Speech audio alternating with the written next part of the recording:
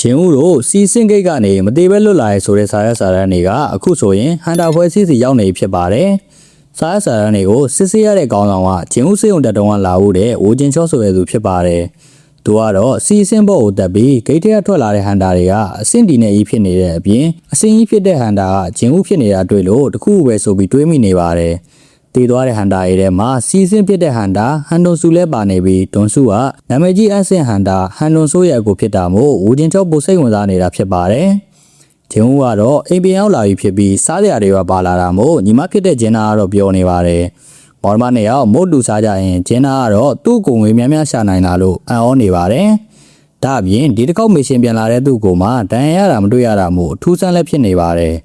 ဂျင်းဦးကတော့ပထမဆုံးအကြိမ်လူသက်လာရတာမို့စိတ်ထဲမှာတမျိုးတမဲခံစားနေရပါတယ်။ဂျင်းဦးဘီယာတောက်တဲ့အခါဂျင်းဦးရဲ့စစ်တန်ကအစိတ်လို့တတ်မှတ်ပြီးသူ့ကိုအစိတ်ဖြေပေးပါတယ်။ဂျင်းဦးလည်းအနားကိုမဲ့လို့ဂျင်းနာကိုပြောပြီးအခန်းထဲဝင်လာခဲ့လိုက်ပါတယ်။ခန်းထဲမှာဘီယာထပ်တောက်ကြည့်ပေမဲ့သူ့ရဲ့စစ်တန်ကလိုလျောက်ခြေပြတ်ပေးတာမို့ဂျင်းဦးလည်းသူ့ဘလောက်တောက်မမူးနိုင်မှနားလဲသွားပါတယ်။သူ့ရဲ့ဂိမ်းလိုစစ်တန်ထဲမှာသူအခုထိနားမနိုင်သေးတာတွေလည်းရှိလို့ဂျင်းဦးလိုက်ကြည့်ပါတယ်။အဲ့နောက်အိယာဝင်ခဲ့လိုက်ပါတယ်။နောက်နေ့မနက်မှာတော့ဂျင်းနာကသူ့ကိုလာနိုးပြီးယူချင်းကိုဆွဲသူဖုံးဆက်နေကြောင်းပြောတာမို့ဂျင်းဦးလည်းယူချင်းနဲ့တွေ့ဖို့ပြင်ပါတယ်။ကော်ဖီဆိုင်တစ်ခုမှတွေ့ကြပြီးရဲ့နောက်ဂိတ်ထဲကဖြစ်ပျက်တွေကိုဘသူ့ကိုမှမပြောလို့ယူချင်းကိုကျေးဇူးတင်ကြောင်းဂျင်းဦးကပြောပါတယ်။ယူချင်းကတော့တစ်ဖက်ကစပြီးတိုက်ခိုက်တာမို့ဂျင်းဦးမှအပြင်းမရှိဘူးလို့ပြန်ပြောပါတယ်။အဲ့နောက်ယူချင်းကဂျင်းဦးနဲ့အတူဟန်တာအဖွဲထောင်ခြင်းကြောင်းပြောပါတယ်။ဂျင်းဦးကညင်းလိုက်ပေမဲ့ရာရဲဖွဲပဲလှုပ်ချင်တာဖြစ်ကြောင်းနဲ့သူနဲ့အတူ16ကမစ်ရှင်လုပ်ပေးပြီးရင်ရပါပြီလို့ပြောပါတယ်။ယူချင်းရဲ့အဖေကယူချင်းရဲ့ပြင်နောက်ထပ်သားတစ်ယောက်ရှိပြီးပတ်သက်ချမ်းသာတဲ့သူပြီးဟန်တာကိုင်းတစ်ခုထောင်ကျင်နေတာပါယူချင်းရဲ့အကိုက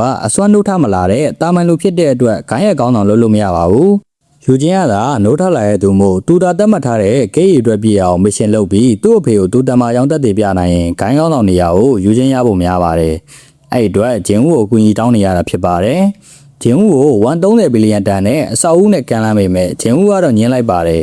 မရတဲ့အဆုံးယူချင်းလည်းဂျင်းဦးလူတက်ခဲ့တာကိုဘယ်သူ့မှပြန်ပြောပါဘူးဆိုတဲ့စကားနဲ့ချိန်ချောက်လိုက်ပေမဲ့ဂျင်းဦးကတော့ယူချင်းမပြောရဘူးဆိုတာသိတဲ့အတွက်ထပ်ထွက်ခဲ့လိုက်ပါတယ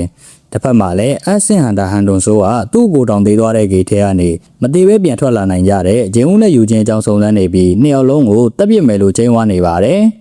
ဂျင်းဦးကတော့ညီမဖြစ်တဲ့ဂျင်းနာနဲ့အတူအပြေးလေးကျင်ကန်လုပ်နေပါတယ်ဂျင်းနာကသူ့ကိုရိုးရိုးတန်းတန်းအားသားလုပ်နေတဲ့ထင်ပေမဲ့တကယ်တော့ဂျင်းဦးကနေ့စဉ်တာဝန်လုပ်နေတာပါနေ့စဉ်တာဝန်လုပ်ရင်တာဝန်ရဲ့အချိန်ကြီးကကြော်ပြီးလုပ်လို့ရတာကိုဂျင်းဦးတတိထားမိသွားပါတယ်။ဒါနဲ့သူလည်းတာဝန်ရဲ့အချိန်ကြီးနှစ်ဆလုပ်ရင်ဘာမှထူးခြားမလဲဆိုပြီးလုပ်ကြည့်တဲ့အခါရတဲ့စုကပုံမှန်နေ့စဉ်တာဝန်လုပ်လို့ရတာနဲ့မတူတာကိုတွေ့လိုက်ရပါတယ်။စုထဲမှာပုံမှန်စုတွေအပြင်ကြာပန်းရွေးလို့ရတဲ့တစ်တာလေးတွေပါလာပါတယ်။ဂျင်းဦးလည်းကောင်းကြီးပေးတဲ့တစ်တာဆိုတဲ့တစ်ခုကိုရွေးလိုက်တဲ့အခါစက်ကူတစ်တာလေးရောက်လာပြီးတစ်တာတွေကနေပထမတစ်ခါတုန်းကလို့တော်တချောင်းအောင်ရလိုက်ပါတယ်။စခရမှာလည်းတော့ကနတ်ဆိုးရလိုက်လို့ခေါ်တဲ့အဆင့် S ဒိုင်ညွန်းတစ်ခုကိုဝင်လို့ရတဲ့တော့ဖြစ်ကြောင်းပေါ်လာပါတယ်။သူ့လက်ရှိအဆင့်ကဘယ်အဆင့်ရောက်နေမှန်းဂျင်းဦးမသိပေမဲ့အဆင့်ကြီးရဲလိုက်ဆိုတာသူ့အတွက်မလဲမှန်းဂျင်းဦးသဘောပေါက်ပါတယ်။ဒါပေမဲ့အထက်မှာယောဂမှန်များပြောက်တဲ့အသက်ရှည်သေးလည်းရှိရလို့တွေးလိုက်ရတာမို့ဂျင်းဦးလည်းဆေးရုံမှာထားရတဲ့သူ့အမေကိုသတိရသွားပါတယ်။အဲ့ဆေးနဲ့ဆိုသူ့အမေလုံးဝပြန်ကောင်းလာနိုင်တာမို့ဂျင်းဦးလည်းဘာမှစဉ်းစားမနေပဲအဆင့်ကြီးထဲကိုဝင်မယ်လို့ဆုံးဖြတ်လိုက်ပါတယ်။အဲ့နောက်ချက်ချင်းပဲတော်တော်ရမယ့်နေရာစီသွားပြီးဂိတ်ကိုဖွင့်ကအထက်ကိုဝင်ခဲ့လိုက်ပါတယ်ဂိတ်ထဲဝင်ခြင်းမှာပဲခေါင်းသုံးလုံးပါတဲ့နဂါကြီးနဲ့ဆက်တွေ့ပါတယ်သူကလက်ရှိအတော်လေးကျန်းနေပြီဖြစ်တာတောင်နဂါကြီးရဲ့နာမည်ကိုအနီအောင်နဲ့မြင်နေရတာမို့နဂါကအရန်ကျန်းတဲ့ကောင်ဆိုတာဂျင်းဦးသိလိုက်ပါတယ်ဘာပဲနေနေအစ်အမြန်တက်အောင်လုပ်ပြီးသူ့အမေအတွက်ဆေးရအောင်ယူမယ်ဆိုတဲ့စိတ်နဲ့ဂျင်းဦးလည်းနဂါနဲ့တိုက်ခိုက်ပါတယ်ဒါပေမဲ့နဂါကြီးကမာလုံးလို့သူ့ရဲ့လက်နက်နဲ့ထိခိုက်အောင်မလုပ်နိုင်ပဲဖြစ်နေပါတယ်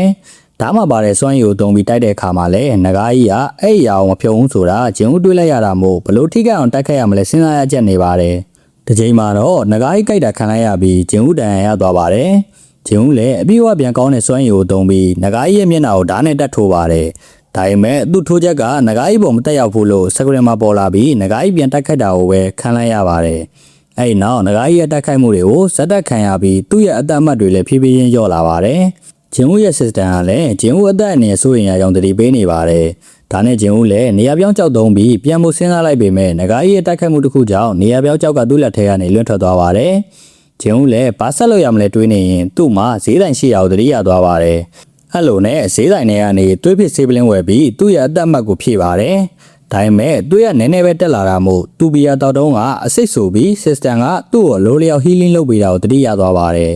ဒါနဲ့သူလည်းသူ့ထက်ရှိတဲ့အစိတ်တစ်ခုကိုတောက်လိုက်တဲ့အခါ system ကသူ့ကိုစိတ်ပြေအောင်လုပ်ပေးပြီးလိုလျောက်ပြန်ဟိပေးတာမို့ဂျင်းဦးလည်းဆင်ပြေသွားပါတယ်အဲ့နောက်ငကားကြီးကိုပြန်ပြီးတိုက်ခိုက်ပါတယ်ဂျင်းဦးလည်းသူ့ကိုယ်သူအနာခံပြီးငကားကြီးနဲ့ရင်ဆိုင်ရင်ငကားကြီးရဲ့မျက်လုံးကိုသူ့လက်နဲ့ထိုးခွက်နိုင်ခဲ့ကငကားကြီးကိုတတ်နိုင်ခဲ့ပါတယ်ငကားကိုတတ်နိုင်တဲ့အတွက်အသက်ရှည်သေးဖို့လိုအပ်တဲ့ပစ္စည်းတွေရဲ့တစ်ခုကိုရလိုက်ပါတယ်ဂျင်းဦးလည်းပထမဆုံးတွေ့တဲ့သားရဲနဲ့တည်းသူသိမလို့ဖြစ်သွားတာမို့သူ့အဆင့်နဲ့ဒီရဲရိုက်ကစ်ကိုဆက်သွားလို့မရသေးဘူးဆိုတာနားလည်သွားပါတယ်